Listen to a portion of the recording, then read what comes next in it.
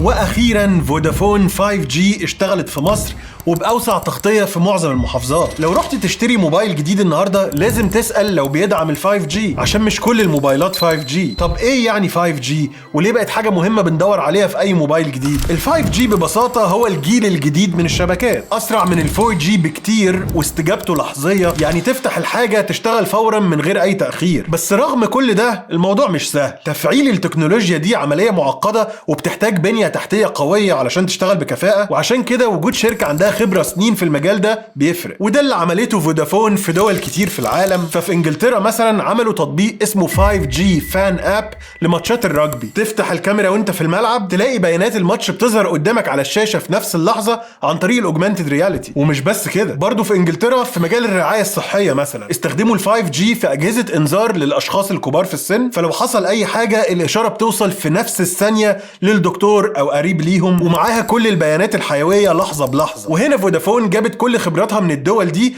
وقدرت توصل بأوسع شبكة 5G بتغطي أغلب محافظات مصر عشان تكون جاهز تعيش تجربة مختلفة أسرع وأذكى. قول لي ممكن تستخدم سرعة ال 5G القوية دي في إيه؟ وما تنساش تتابعني الفيديوهات أكتر عن التكنولوجيا والاختراعات.